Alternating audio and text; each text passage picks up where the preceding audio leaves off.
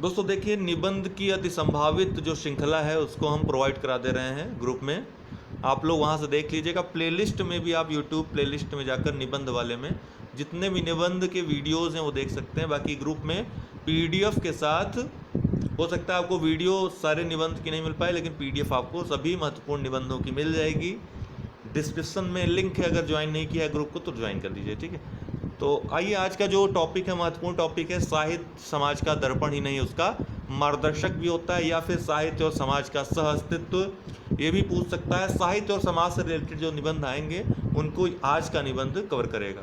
तो आइए प्रारंभ करते हैं। साहित्य समाज का दर्पण है, अर्थात जिस प्रकार दर्पण किसी वस्तु का प्रतिबिंब उसकी पूरी वास्तविकता में दर्शाता है, उसी प्रकार साहित्य को पढ़ने से जो समाज है उसका यथार्थ, उस समाज का सत्य प्रतिबिंबित होता है। तो साहित्य इसीलिए कहा जा सकता है कि समाज का दर्पण है। किसी भी देश की सभ्यता और संस्कृति उस देश के साहित्य में पूर्ण रूप से परिलक्षित होती है। अगर आपको पता करना हो कि कोई समाज कैसा था, तो वहाँ का कोई साहित्य उठा लीजिए, उसमें उस समाज के बारे में काफ़ी चीज़ें, वहाँ की नगरीय प्रणाली, वहाँ की व्यवस्था कैसी है, वहाँ सामाजिक रीतियाँ कैसी हैं, कोई कुरीति है या नहीं है, ठीक, वहाँ की शादी विवाह कैसे होते हैं, वहाँ पे रिश्ते नातेदारी की क्या परंपरा है, वहाँ पे राजनीतिक व्यवस्था कैसी है, सब कुछ जो है साहित्य में आपको मिल जाएगा, उसमें आपको झलक मिल जाएगी। तो इसीलिए प्रत्येक समाज की अपनी अलग सांस्कृतिक पहचान होती है, और यह पहचान हमें वहाँ के साहित्य में स्पष्टता के साथ दृष्टिगोचर होती है। आचार्य रामचंद्र शुक्ल के अनुसार प्रत्येक देश का साहित्य वहाँ की जनता की चित्तवृत्ति, अर्थात जैसा उनकी मनोवृत्ति होती है, आचरण होता है, उसका संचित प्रतिबिंब होता है। तब यह, अर्थात वो जो कुछ करते हैं, जो कुछ मान्यताएं होती हैं, वो सब साहित्य में प्रतिबिंबित होता है, साहित्य में दिखाई पड़ता है। तब यह निश्चित है कि जनता की चित्तवृत्ति में परिवर्तन के साथ साथ साहित्य के स्वरूप में भी परिवर्तन होता चला जाता है। जैसे समाज जो है परिवर्तनशील है, समाज लगातार परिवर्तित होता रहता है, व्यवस्थाएं बदलती रहती हैं। तो जैसे जैसे व्यवस्थाएं बदलती रहेंगी, वैसे वैसे साहित्य का स्वरूप भी परिवर्तित होता चला जाता है। शुक्ल जी के उक्त कथन से स्पष्ट है कि साहित्य और समाज में बिंब और प्रतिबिंब भाव का संबंध होता है। जैसे जैसे सामाजिक संरचना, उसके आचार विचार, व्यवहार और परंपराएं आदि में परिवर्तन होता जाता है, वैसे वैसे साहित्य की दशा और दिशा में भी परिवर्तन होता जाता है। हिंदी के सुप्रसिद्ध कथाकार प्रेमचंद्र साहित्य को राजनीति के आगे चलने वाली मशाल कहते हैं, अर्थात जो साहित्य है वो राजनीति के आगे आगे चलती है, राजनीति का मार्गदर्शन करती है, मार्गदर्शक का कार्य करती है राजनीति के लिए। देखिए, साहित्य और राजनीति में आप पिछली बार जो पूछा गया था, ये सब चीज़ें, इन सब चीज़ों को आप साहित्य और राजनीति वाले निबंध में इंक्लूड कर सकते हो।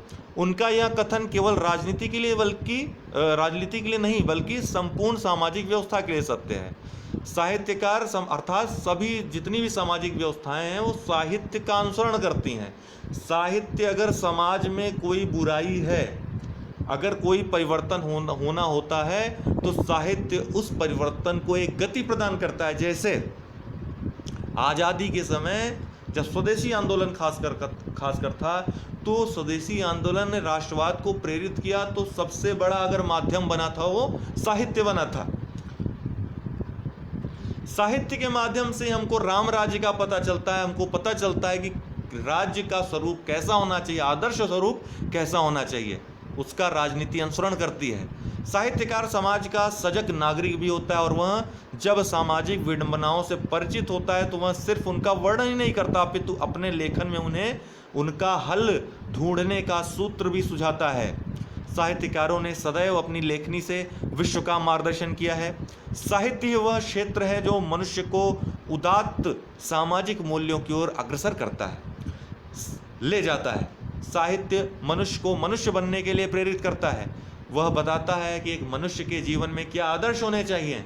बौद्ध धर्म के माध्यम से बताता है क्या आचरण होना चाहिए, जीवन जीने का क्या मार्ग होना चाहिए। सदाचरण, परमार्थ, करुणा, क्षमा, विश्व बंधुत्व आदि अनेक संस्कारों को वह मनुष्य के अंदर विकसित करता है। आदि कवि वाल्मीकि ने जो राम का आदर्श प्रस्तुत किया, उससे भारतीय समाज आज भी आलोकित होता है कि नहीं होता है? प्रायः यह माना जाता है कि किसी समाज की सभ्यता और संस्कृति से परिचित होने के लिए उस समाज के साहित्य को पढ़ना उतना ही श्रेयस्कर होता है जितना वहाँ के इतिहास को पढ़ना। किसी भी समाज के साहित्य में उस समाज की जिजीविषा अंतर्निहित होती है, परंतु साहित्य का देखिए, साहित्य भी इतिहास साहित्य से अलग नहीं है। इतिहास भी एक प्रकार का साहित्य है। किसी भी समाज का वास्तविक ज्ञान हमको ऐतिहासिक जो साक्ष्य होते हैं, जो साहित्यिक साक्ष्य होते हैं, उन्हीं से हमको प्राप्त हो पाता है, उन्हीं से हमको समझ में आ पाता है। किसी भी समाज के साहित्य में उस समाज की जिजीविषा अंतर्निहित होती है। परंतु साहित्य का सत्य इतने में ही सीमित नहीं है।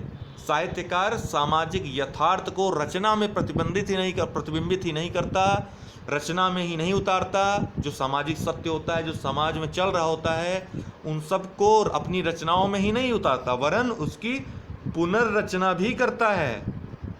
अर्थात पुनर्रचना मतलब कि उसमें अगर सुधार हो जाए, जो कमियां हैं, तो कैसा स्वरूप होगा, उस स्वरूप को भी दिखाता है और मार्गदर्शन करता है कि आप इसमें सुधार करिए और ऐसा स्वरूप प्राप्त करिए। तो पुनर्रचना भी करता है।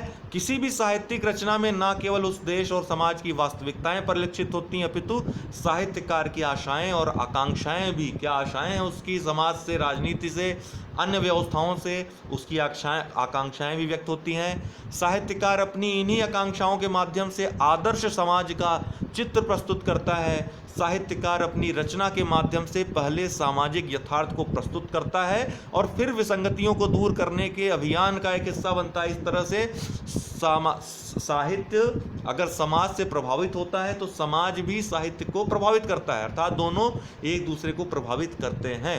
साहित्यकार समाज का चिंतनशील प्राणी होता है। वह बदलते सामाजिक, ये जो हमने आपको वर्ड बोला कि साहित्य समाज को प्रभावित करता है, तो समाज साहित्य को प्रभावित करता है, दोनों एक दूसरे के पूरक के रूप में कार्य करते हैं।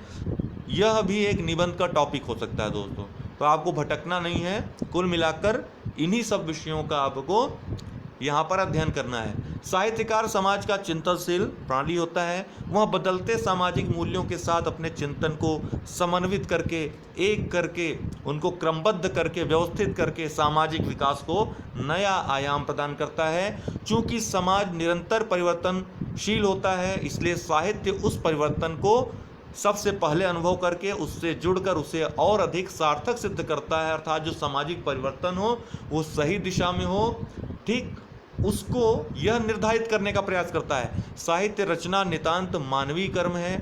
यही वह क्षेत्र है जो हमें अन्य प्राणियों से श्रेष्ठ सिद्ध करता है, क्योंकि जानवर साहित्य नहीं लिख सकते हैं।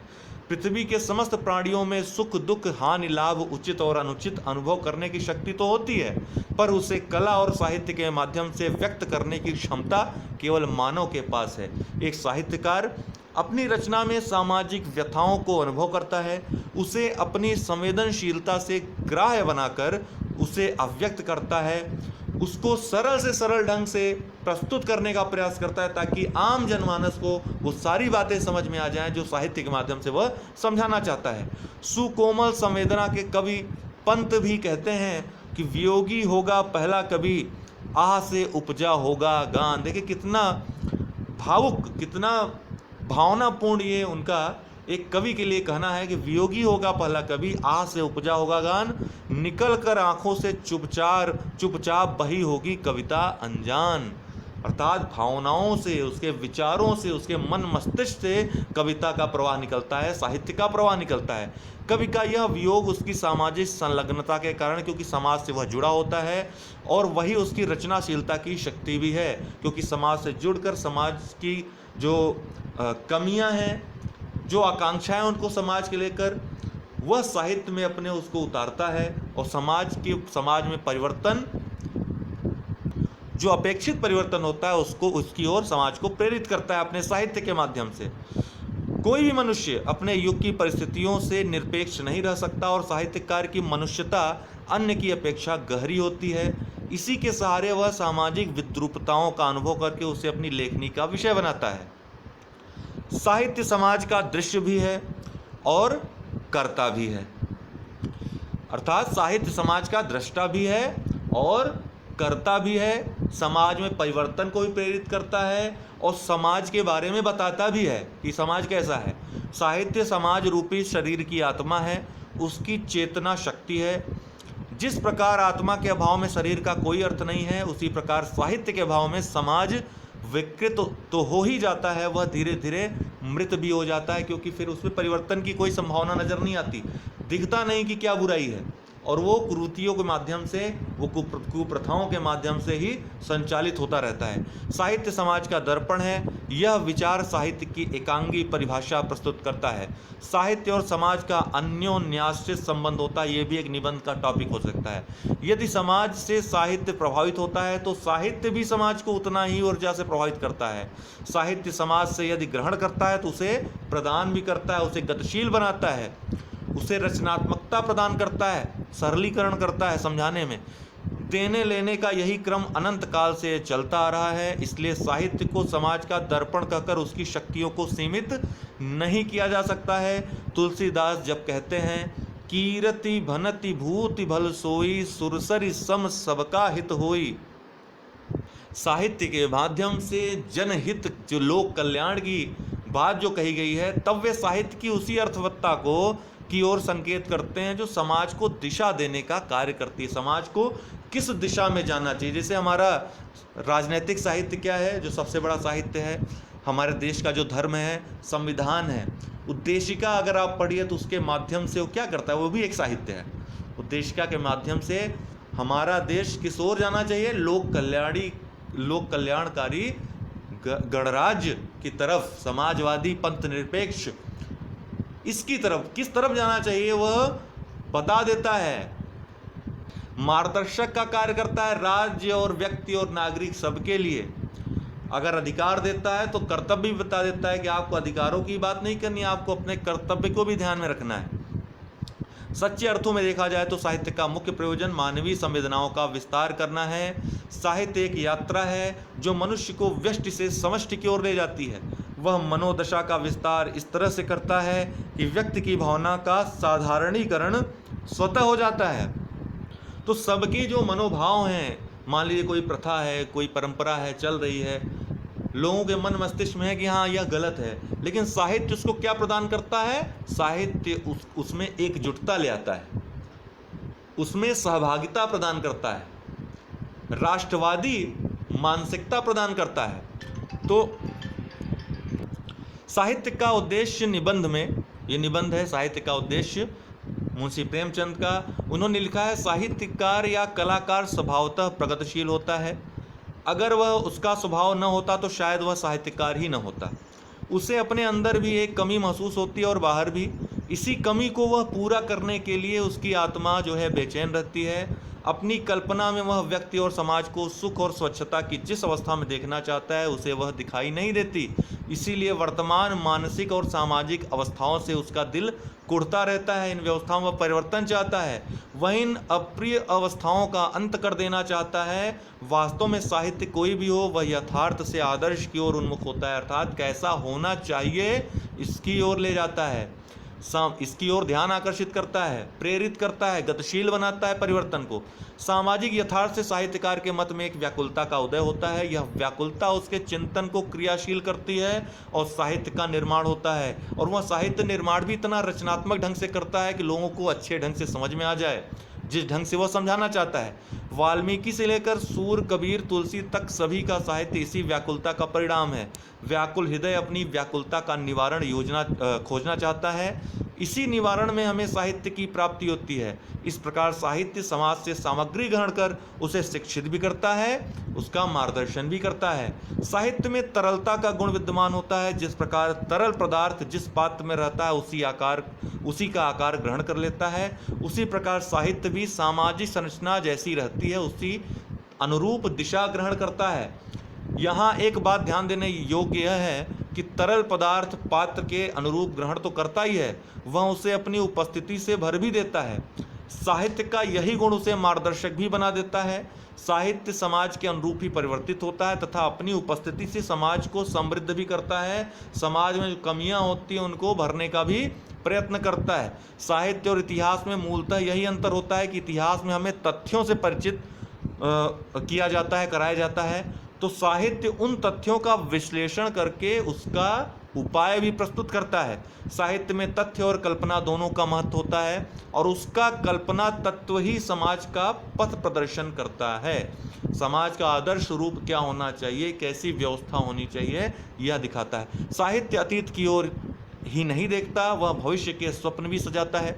राष्ट्रकवि मैथिली शरण गुप्त कहते हैं, हम कौन थे, क्या हो गए हैं और क्या होंगे अभी, आओ विचारें आज मिलकर ये समस्याएं अभी।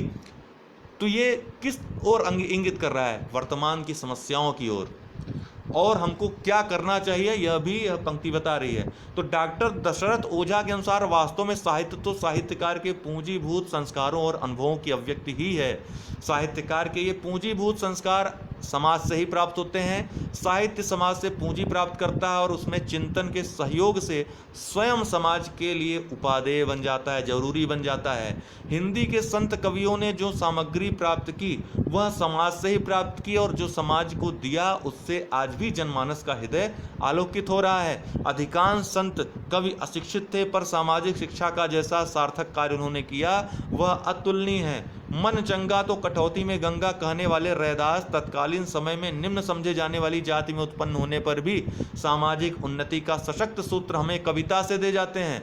भारतीय चिंतन धारा में सत्यम शिवम सुंदरम को साहित्य का आधार स्वीकार किया गया है। साहित्य समाज को सत्य से अंगीकार कराता है। वसुधैव कुटुंबकम सर्वे भवन्तु सुखिनः जैसी जो विचारधाराएं हैं, जो हमारे भारतीय जो समाज का दर्शन है, वो हमको साहित्य से ही मिलता है। इसी प्रकार पाश्चात्य विद्वानों ने भी साहित्य के सामाजिक सत्य को पहचाना है। अरस्तु ने कला और साहित्य को बाह्य जगत की अनुकृति के रूप में स्वीकार किया है। अरस्तु के अनुसार अनुकरण में ही आनंद व्याप्त है। वास्तव में यह अनुकरण सामाजिक सत्य ही है, जिसे स्वीकार कर साहित्यकार उसमें शिवत्व को समायोजित कर उसे समाज के लिए प्रेरणा बना देता है। हडसन महोदय के अनुसार साहित्य युग युगांतरों के किसी, देखिए आपको इतने ज़्यादा लेखकों के लेख को याद करने की जरूरत नहीं है, बस आप समझ लीजिए कि आपको लिखना क्या है। ठीक है, आपको रटने की आवश्यकता, निबंध कोई भी आप निबंध रटिए मत, बस आप समझ लीजिए कि आपको सामग्री क्या लिखनी है। ठीक है ना। अतः कहा जा सकता है कि साहित्य मानव जाति की अमूल्य निधि है। वह मनुष्य के उच्चतम गुणों तथा जगत और जीवन के अमूल्य क्षणों का शब्द चित्र है। साहित्य का भंडार अमूल्य निधियों से भरा है और इन्हीं निधियों से समाज को अद्वितीय शक्ति प्राप्त होती है। साहित्य में समाज का मार्गदर्शन करने की अतुलनीय शक्ति विद्यमान है। जनमानस को सकारात्मक विचारों तथा लोक कल्याणकारी भावनाओं का दान साहित्य से ही प्राप्त होता है। इसलिए साहित्य समाज का दर्पण ही नहीं है, उसका मार्गदर्शक भी है। अतः सिर्फ दर्पण कहना यह अधूरा होगा। निष्कर्षतः कहा जा सकता है कि साहित्य का आचरण ही समाज को व्याकरण दे सकता है। शुद्ध साहित्य समाज के लिए बुद्ध का कार्य करता है, जिसकी अनुपस्थिति से सामाजिक विकास और उसकी चिरंतन गति रुक जाती है, अवरुद्ध हो जाती है। तो जो भी निबंध देंगे थोड़ा फास्ट पढ़ेंगे दोस्तों, ताकि आपके वीडियो ज़्यादा लंबे ना हों और आपको समझ में भी आ जाए आपको निबंध में लिखना क्या है। आप लोग प्लेलिस्ट में चले जाइए, जो वीडियोस निबंध के, उससे आप लोग सहायता ले सकते हैं। आगे भी जो वीडियोस आएंगे उससे सहायता ले लीजिएगा। और ग्रुप का जो डिस्क्रिप्शन बॉक्स में लिंक है उसको ज्वाइन करके हिंदी और निबंध का जो पूरा मैटर है मैं उपलब्ध कराऊँगा, आप लोग उससे लाभ ले सकते हैं। दोस्तों आज के लिए इतना ही, बहुत बहुत धन्यवाद।